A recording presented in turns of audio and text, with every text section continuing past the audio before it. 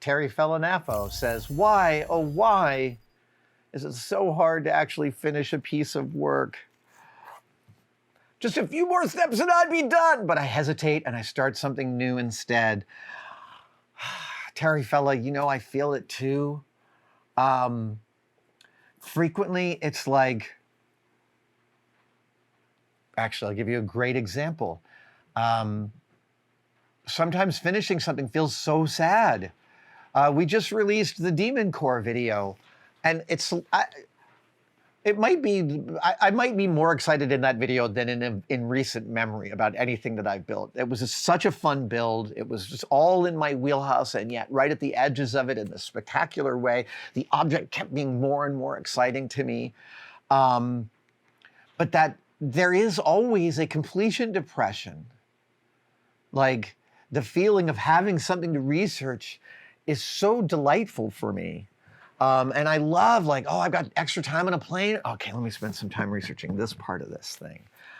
Completion depression is real. I had it when I finished the Samaritan, and it happens in other builds here when they're really big and they take a long time. This is my favorite framework, though, to finish personal stuff, and that is, what if I was on the clock? What if I was on the clock and the director is telling me, get this in front of the camera, filmable in 45 minutes. That's how to finish something. That's how to do the few more steps. The other thing I might suggest is the few more steps might be the completion of this version, but there might be a part of you that knows that this version isn't good enough. That's totally possible. And that happens to me too.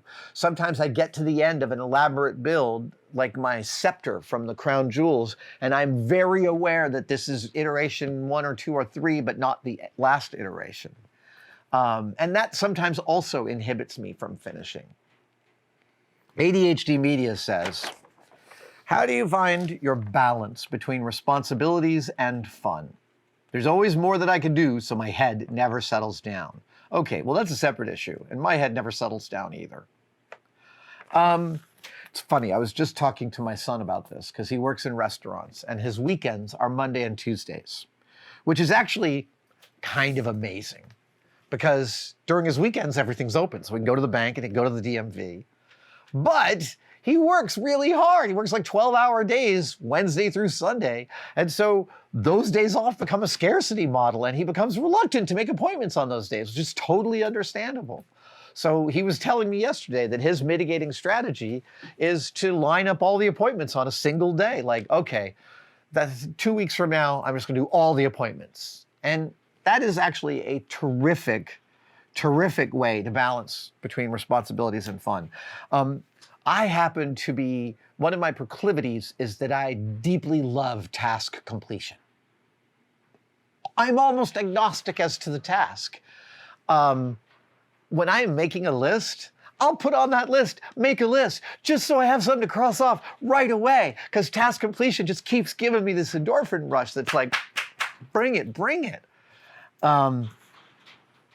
So this weekend, I did a lot of not doing, but at the same time, our garage was absolutely a crap fight, and I'd been gone so much that it had been gathering more and more and more. My wife was saying, hey, listen, we should deal with the garage soon. That's how we talk about it. You know, it's like, okay, this part of the house, we're gonna have to go deal with that. But I went down and realized, oh, I can probably do like a 70% improvement in a couple of hours. And I did. And it was really, really hot, and I was super, super sweaty, and I moved a bunch of stuff around the cabin. But I love those concentrated work environments where I can really push through. It's super unpleasant. I get super messy and dirty and uncomfortable, and then I'm done. I'm done with that thing. So balancing between responsibilities and fun usually means that I'm gonna take my responsibilities when they must be dealt with and gather them into a tranche and manage them as fast as possible. Okay, but SpaceMyers says, how do you choose which personal projects to prioritize?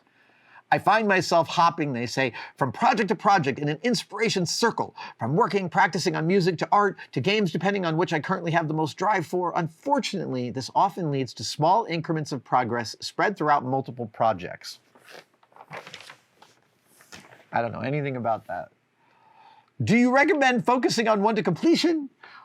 Or do you also find yourself using inspiration from one project to propel yourself to another?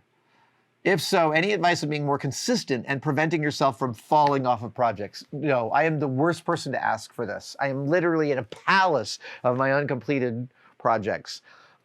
We met earlier this year and we talked about some of the bigger things on my menu, on my plate to wrap. And so this year, I absolutely want to wrap the safe entirely so it is a working, locking, movable safe. I want to wrap the infinity gauntlet completely.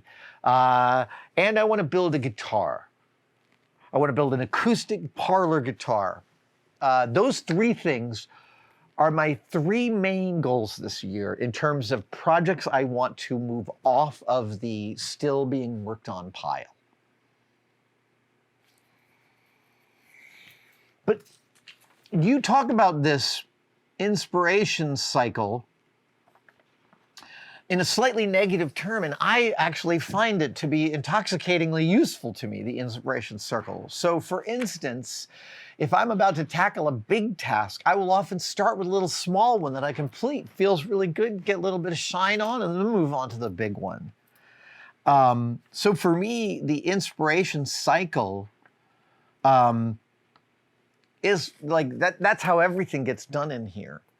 The place gets messy until it requires me to clean it up just so I can get some work done. And then the work that I'm getting done involves things that are in stacks all over. And I realize, you know what, I want that workbench completed. So let me take care of all the stacks on that workbench. You see why I'm a terrible person to ask this question?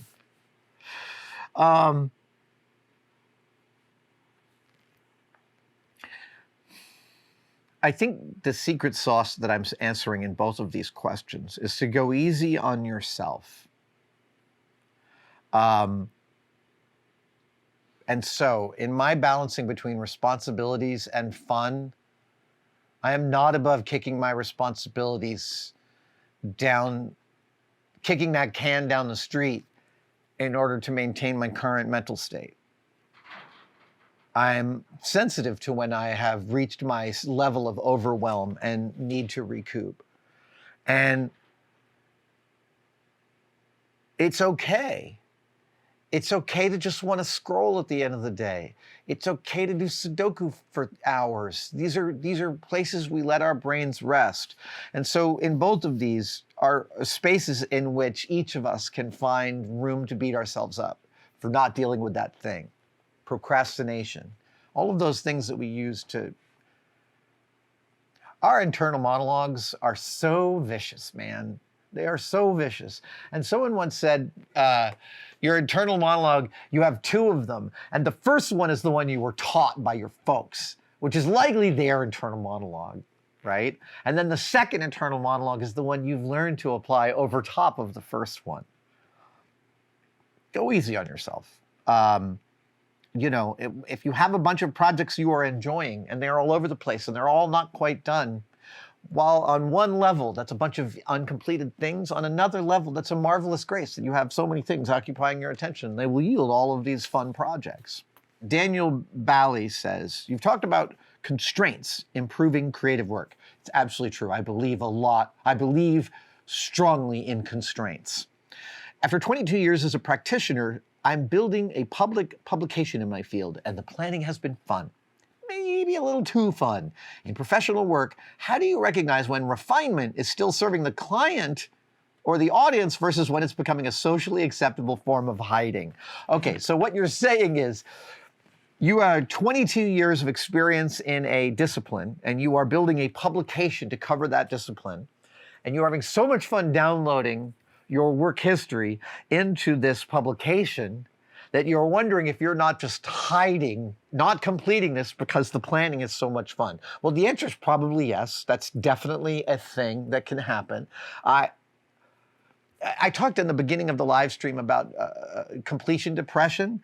There's definitely a lack of research depression I have felt when I have finished all the research. It's spending all those weeks, 3 months on the Demon Core, looking at all those photos was so satisfying.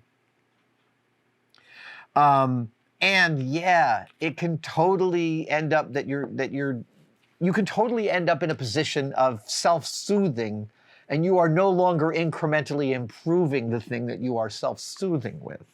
Okay, so in professional work, how do you recognize when refinement is still serving the client or when it's become a socially acceptable form of hiding?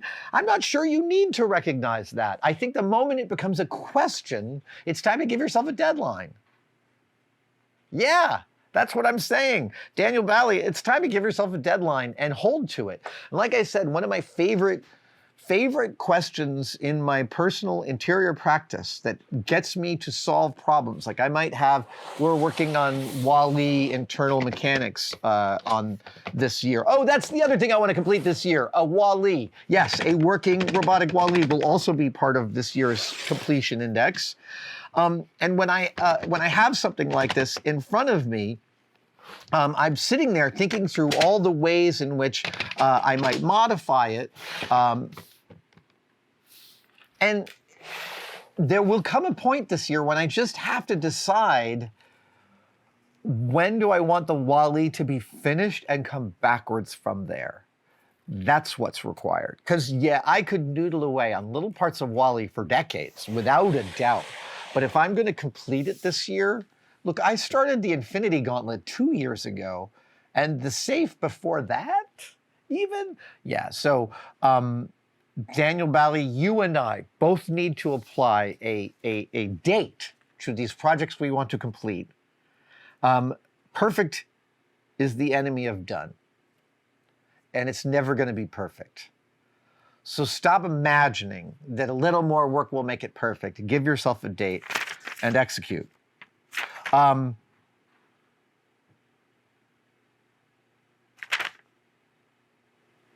Be awake to an environment for you or for others. I don't know why I wrote that. Thank you for watching. I wanted to talk to you about Tested membership. The Tested members are a key community that we find really, really remarkable. That's very separate from Tested and from YouTube. The Tested members, they buy each other memberships during our live streams. So if you're wondering whether to become a member, watch one of our live streams and someone may just give you one. It is hard to overestimate how much the Tested members actually make possible on this channel. They give us a lot of wiggle room. They give us a huge amount of feedback.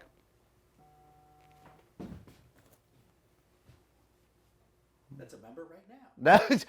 Thank you so much for enjoying your membership. Description for everything you need to know. And for all the members out there, thank you, thank you, thank you.